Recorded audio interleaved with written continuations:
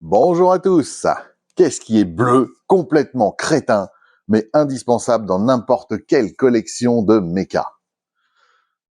Un Tachikoma. J'ai revendu, il y a plusieurs années maintenant, les Tachikoma Revoltech que j'avais, etc. J'ai toujours quelques kits à monter, ou un 35e de Bandai. Ici, je vous présente la version SAC 2045 du Tachikoma légèrement remodelé par Aramaki Sensei, que bien évidemment j'ai rencontré. Si vous suivez la chaîne, vous savez de quoi je parle. Et le mode hyper vitesse, eh bien, on lui doit. On n'est pas forcément surpris, il aime tout ce qui roule. C'est du Mega House dans la gamme Variable Action High Spec. Ça date de 2021 et c'est encore dans une boîte scellée. Voilà.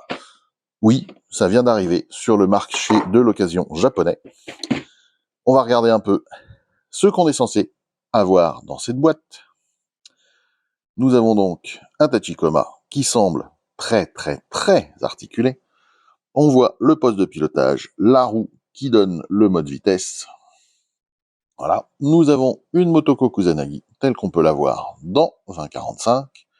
On peut la mettre a priori dans le cockpit du Tachikoma. Et je vous propose, eh bien, d'ouvrir ça et de revenir tout de suite après pour vous montrer ce que ça donne. À tout de suite. J'ai donc ouvert cette boîte qui était donc, je le rappelle, toute neuve. Si vous voulez vous procurer ce modèle, il faudra forcément guetter les occasions sur le marché japonais ou ailleurs. Mais celles sur le marché japonais sont souvent quand même, malgré les frais de port, à un meilleur prix que ce qu'on se trouve, par exemple, sur eBay, pour ne pas les citer. Il y a donc un Tachikoma, une Motoko. On a des pièces que je n'ai pas encore sorties de la boîte. Des roues qui sont d'une seule pièce, vous verrez pourquoi tout à l'heure. Ici, ce sont les petites pattes, si je puis dire, que l'on vient mettre à la place des roues, l'un ou l'autre. On a un ensemble Gatling, hop, le voyons-nous bien, voilà, pour mettre à la place du canon qui est devant le Tachikoma, et un stand articulé, qui est tout petit, voilà.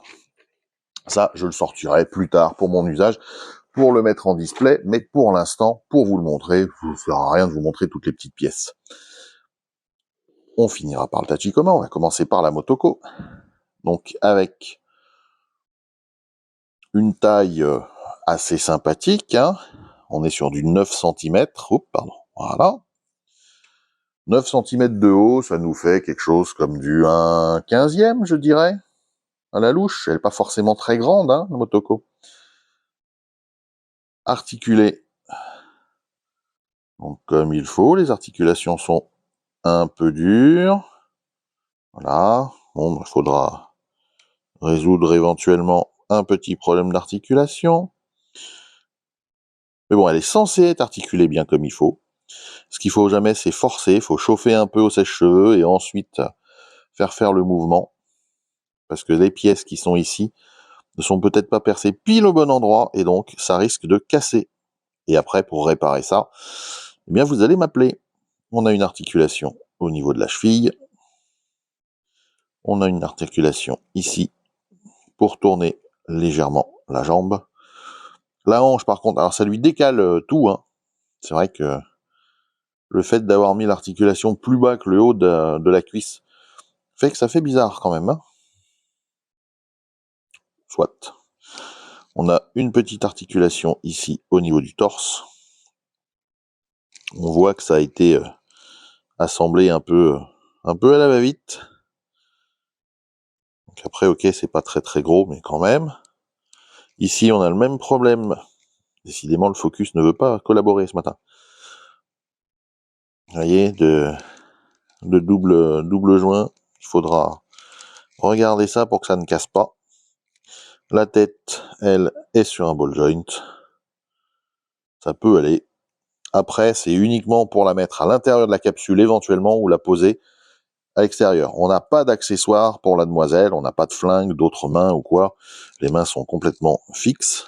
Voilà, elles pivotent au niveau de l'axe, vous voyez, mais on n'en a pas d'autres. Le Tachikoma maintenant. Alors, ce que je vous disais pour les roues tout à l'heure, c'est qu'actuellement, On a ces pièces-là, donc ça pivote ici pour se mettre en mode marche, et voilà, ça se défait, si je puis dire, comme ça, sachant que ça, c'est pour ça qu'on a les autres pièces, on vient enlever celle-ci. Squeaky! Voilà, on vient mettre les autres pour que ça fasse la version je roule ou je marche. On a une bonne articulation ici, on en a une là, donc les jambes peuvent être littéralement mises plus ou moins dans tous les sens. Voilà. On a les dômes avec les yeux qui sont chers au Tachikoma, n'est-ce pas? Voilà. Alors ça tourne beaucoup, faut éviter, il n'y a pas beaucoup de prise, donc faut éviter de le mettre de l'autre côté. Ici, les bras sont articulés, si je puis dire, sont sur un arc de cercle, donc on peut les monter. Donc c'est plutôt pas mal. On a un ball joint là, voilà. Les crochets sont eux aussi articulés. Voilà. Ça me rappelle un peu le Mega House Perfect Piece que j'avais fut un temps, que j'ai revendu il y a quelques années maintenant. Ici, c'est bien évidemment l'autre type de mimine. Vous voyez? Oh, je suis pas content. Ouais, je suis content. Bah oui, je fais très mal le Tachikoma. Donc, voilà, donc c'est très serré, mais c'est censé tourner un peu. Voilà, ici, ça tourne. Et ensuite, le backpack, donc avec la roue pour le mode hyper vitesse. Donc lui-même est articulé, mais complètement. C'est-à-dire qu'il pourrait même se replier sur lui-même, presque. Voilà. Et ici, nous avons le pod arrière. Donc évidemment, la roue peut sortir.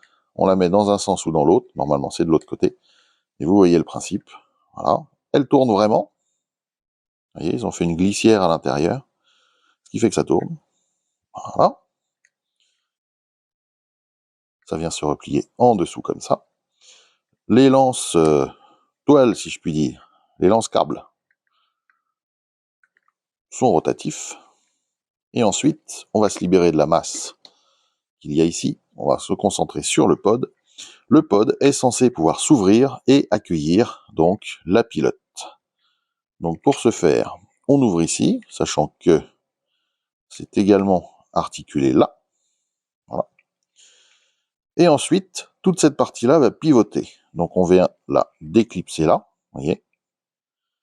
Et on met un angle. Voilà. Et on a un cran d'arrêt, en fait, clac. On fait pareil de l'autre côté, on déclipse. On tire gentiment dessus. J'ai dit gentiment, il faut déclipser là aussi. Celui de côté-là est un peu plus délicat, voilà. Et on ouvre ça comme un œuf. Donc voilà, le poste de commande du Major et des autres de la section 9. Donc ça mériterait un éventuel petit jus, voilà, ici. Mais ça ferait ressortir aussi la ligne de moulage qui est en plein milieu. Bon, alors ça peut s'estomper, hein, une fois qu'elle est là, un coup d'essence F, si on fait ça au panel line Tamiya, et ça partirait, mais bon, à voir ce que j'en ferai. C'est peut-être pas le but ici de l'exposer en tout ouvert. Donc on va remettre ça, hop, à l'arrière du Tachikoma. Et on a donc là il est en mode route. Vous voyez, on peut mettre virtuellement les roues côté intérieur, côté extérieur. Ça, il faut le remettre. Voilà. Là où c'est censé aller. Bref, une très bonne petite finition sur ce petit Tachikoma. Voilà, roue intérieure ou roue extérieure. C'est vous qui choisirez. On a, comme je vous le disais, l'œil qui bouge. Les autres sont sur les côtés sont un peu plus fermes. Bref, une super bouille pour ce petit mecha qui a donc été revisité par Aramaki Sensei. Je ne manquerai pas de lui montrer la prochaine fois que je le verrai. J'espère que ça ne va pas tarder, d'ailleurs. Merci à vous, chers abonnés, de continuer à me suivre. J'espère que ce type de jouet vous intéresse. Dites-le moi en commentaire. Bienvenue aux nouveaux abonnés. J'espère également que le contenu que je vous propose sur la chaîne, eh bien, vous plaira. Moi, je vous dis à très très bientôt pour d'autres jouets, que ce soit du Ghost in the Shell ou pas. Ciao, ciao!